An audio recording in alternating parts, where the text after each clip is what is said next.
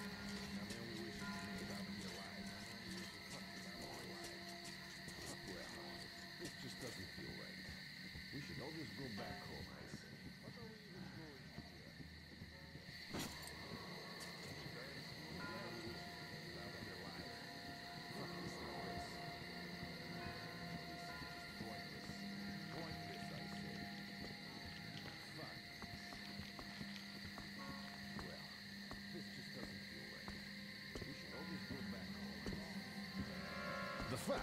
Hey, who's that fucker?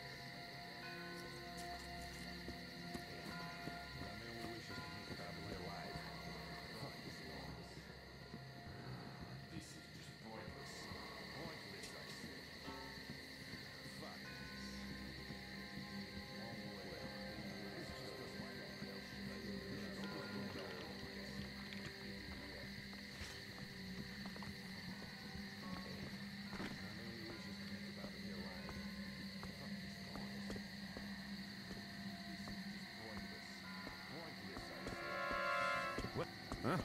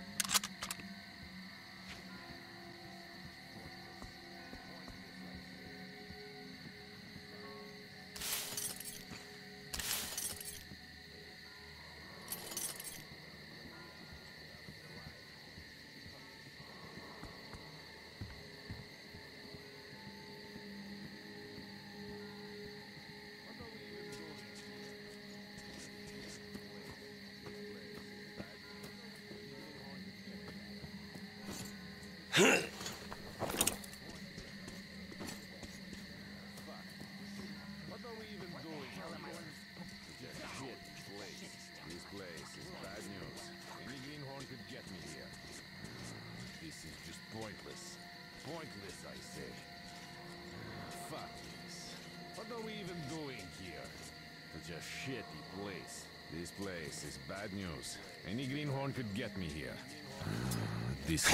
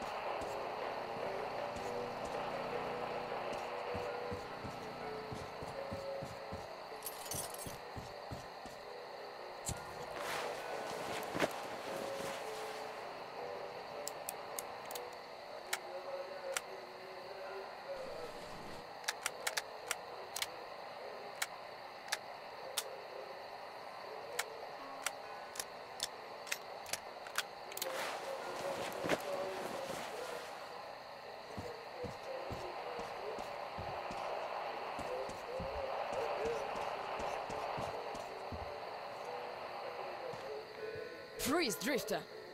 So, we meet again? Though I bet you don't remember who dragged you out of the water. My name is Olga, by the way.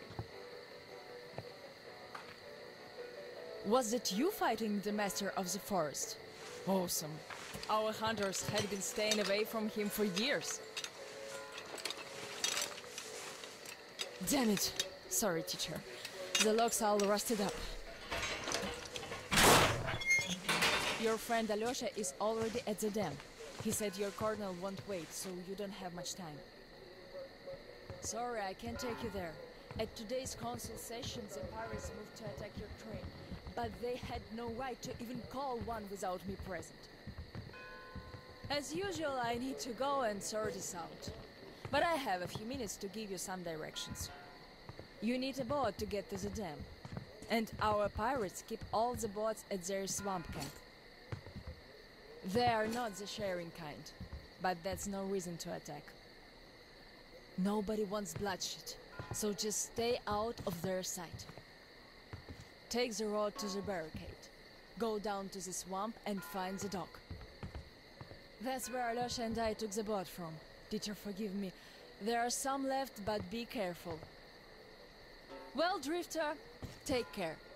And don't make me sorry I helped you people. Tell Alyosha I said hi. I'll stay a bit longer to tend to the grave of the teacher.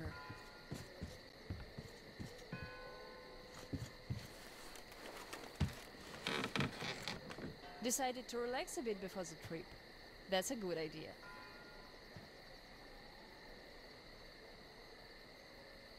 And I'm stuck in thought here. Once the master decided to haunt the vicinity, people all but stopped coming here, though they haven't forgotten. The teacher raised us all, taught us how to survive in the forest. If not for him, we'd all be long dead. So the girls used to come here every day, and the boys still make it from time to time. Even Roman does visit, though it was because of him that the teacher left back then. Most of us went on a trip down the river. There were just a few people left on duty in the camp. When we came back, we found it raided by bandits. It still pains me to remember the scene. Can't even describe it. Once we and the younger group were done crying, the teacher was digging the graves alone. The elder boys were nowhere to be seen.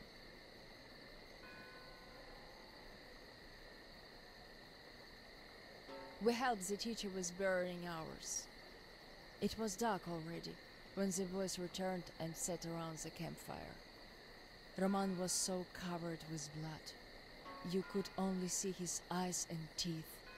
Then they started talking. Tracking was easy. The bandits didn't even try covering their tracks. So the boys waited till they all got drunk in their camp and shot them with bows. Then Roman knifed the wounded like they were deer.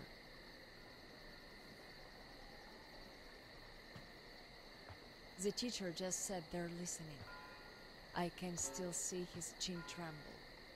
And he didn't say anything. Anything at all. They understood what he meant anyway.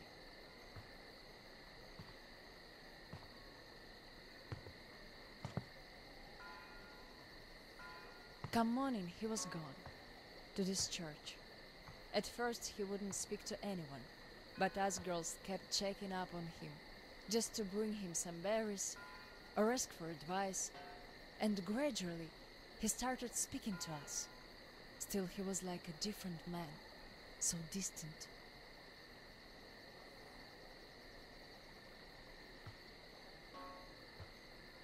He never talked to the older boys anymore, though he'd reply to their letters. And to the rest of us who'd keep visiting him, he would always say we had to become their conscience, keep them from becoming monsters. But how do you do that? And they didn't stop at that either. Started calling themselves pirates, made the floated lumber mill in the swamp their private HQ. Then they started hanging bandits from the posts. calling them musts. One day they took about 10 bandits alive and used them to test all the boys. Made them kill the bastards. None of ours could do it. And they all got called cowards for that. And then got ostracized. That's how the pioneers came to be.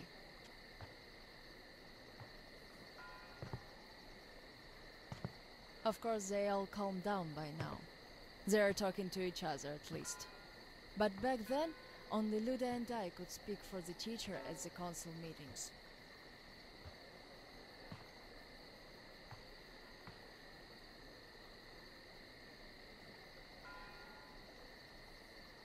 In the end, Luda and a few boys just couldn't take it anymore and left. I wonder if they found a better place to live. I still keep checking the radio, hoping to hear from them.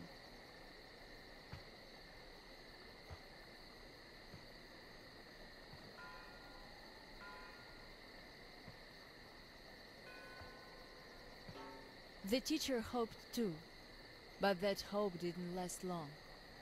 They left in July, and in September he shot himself. That seemed to get through to Roman. He got calmer. Some of the elder guys went over to the pioneers. After all, the important thing is that we stay together. So now I have an important voice at the council. 'Cause I can kick ass if they don't listen. And not just because they're not supposed to hurt girls. A fair fight is a fair fight. Thing is, the only one I lost to in a fair fight was Roman. And even then, I gave him a blue eye he had to wear for a week. That earned his respect. The one I had the most trouble with was the Admiral. He was Roman's right-hand man. Wouldn't leave the lumber mill no matter what. Kept saying we must defend it, if we don't want the mutants to eat the whole valley. But the radiation levels kept climbing there. Roman checked it with the counter himself. So at one council meeting, Roman and our instructors had everyone vote against the Admiral, and the pirates went on to build a new fort near the shore, where it's still okay to stay. The Admiral would have none of that, so he and his most hardcore flunkies stayed at the mill. I never heard from them again. Radiation's not to be played with. The teacher didn't warn us all for nothing. So now, without the Admiral, there is nobody who'd dare give me any trouble in the council. I'll put a leash on them tonight, all right. Don't you worry. I just need some time to gather my thoughts. I don't like politics, really. You could listen to the teacher's diary if you like. He kept recording it, as if he knew. Yes, I must have heard it 100 times already, and still, we let him down. We really did.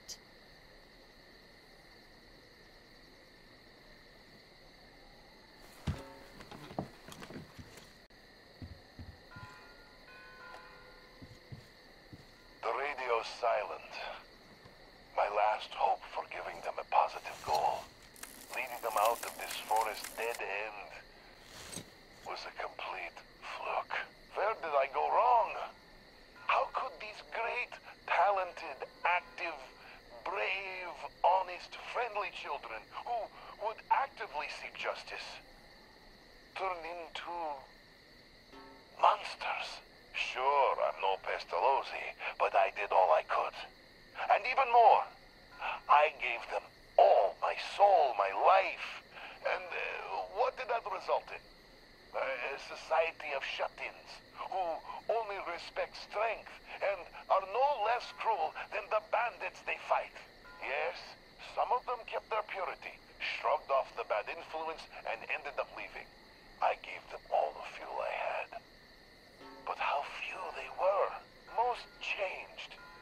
Could it be that in this world that routinely changes even the harmless animals into nightmarish freaks, mankind simply has no future?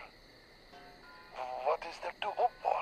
What's the point of even going through the motions anymore? Well, at tonight's council session, I'm going to remind them all what the teacher thought in the end. I'll give them a piece of my mind. Did the teacher save us all so that we could just attack people? Defending ourselves is one thing, but attacking, they can't deny that, and we'll have to stand down. Those pirates. Oh, boys.